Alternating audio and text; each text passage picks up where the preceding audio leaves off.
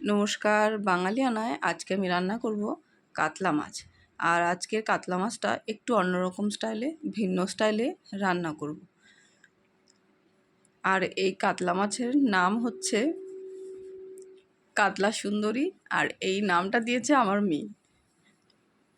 তো কিভাবে করলাম এই রেসিপিটা চলুন দেখে নিই।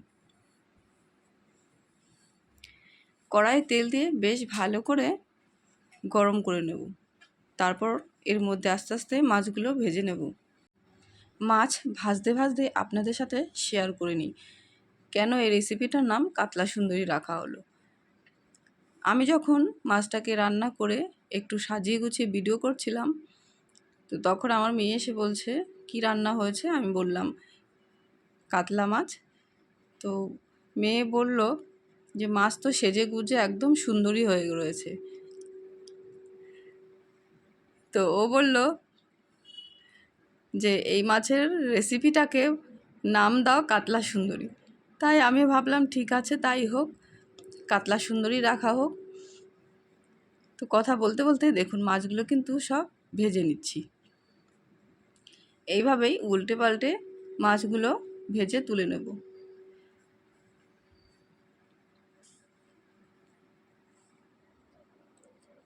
মাছগুলো কিন্তু খুব বেশি কড়া করে ভাজা যাবে না, তাহলে মাছগুলো শক্ত হয়ে যাবে, একটু ছিবড়ে খেতে হবে। কম ভাজলে বরঞ্চ মাছটা সফট আর খেতে ভালো হয়।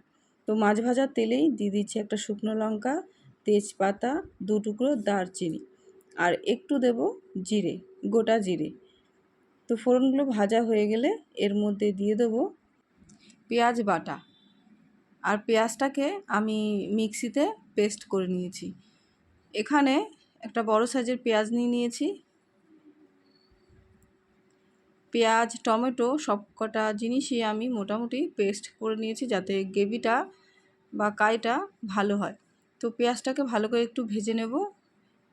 ভেজে নেওয়ার পর দিয়ে দেবো টমেটো পেস্ট।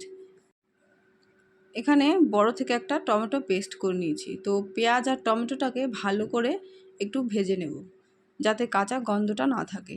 দেখুন ভাজা কিন্তু হয়ে গেছে।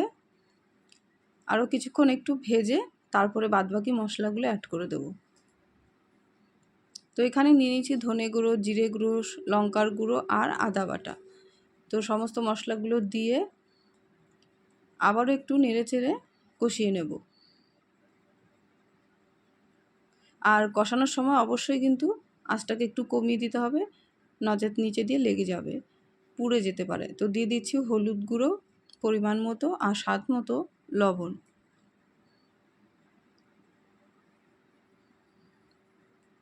ভালো করে মশলাটাকে কষিয়ে নেব। এবার এর মধ্যে দিয়ে দেবো 2টো কাঁচা লঙ্কা আর একটুখানি জল।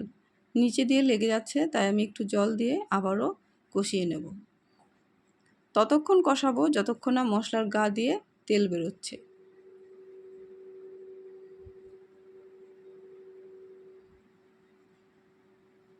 তো কষানো হয়ে গেছে। এর মধ্যে দিয়ে দিচ্ছি একদমই সামান্য চিনি যাতে টেস্টের ব্যালেন্সটা ঠিক থাকে। আর এবার দিয়ে দেবো জল।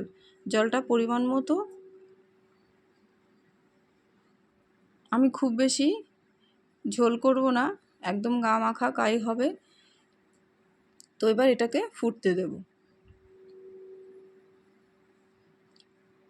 গ্যাসটাকে একটু কমিয়ে দিয়েছি, আস্তে আস্তে ফুটতে থাকুক।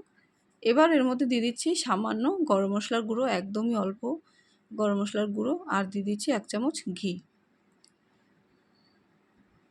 ঘি গরম মশলা মিশিয়ে দিয়ে এবার এর মধ্যে একটু ফুটে আসলে এর মধ্যে দিয়ে দেবো মাছগুলো। তো আমাদের চ্যানেলটাকে সাবস্ক্রাইব করবেন, আর যারা আগে থেকে সাবস্ক্রাইব করেছেন তাদের অসংখ্য ধন্যবাদ।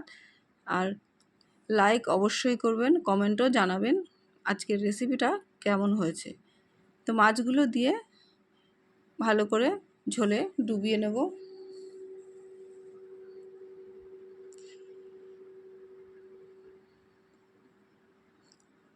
এবার একটা চামচের সাহায্যে আমি ওপর দিয়ে একটু কাই তুলে দিয়ে দিচ্ছি যাতে মাছের ভেতরে মশলাপাতি ঠিকঠাক ঢোকে বা মিশে যায়।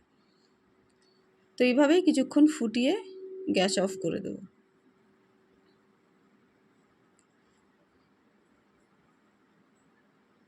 তো কিছুক্ষণ পর গ্যাস অফ করে দিয়েছি। দেখুন কাইটা কিন্তু খুব সুন্দর হয়েছে, কালারটাও খুব সুন্দর হয়েছে। তাহলে আজকের এই কাতলা মাছের রেসিপিটার নাম কাতলা সুন্দরী। নামটা ঠিকঠাক দেয়া হয়েছে কি না অবশ্যই কমেন্টে জানাবেন। তো আজকের ভিডিওটা এখানে শেষ করছি। আবারও দেখা হবে নতুন ভিডিওর সাথে। সবাই ভালো থাকবেন, সুস্থ থাকবেন।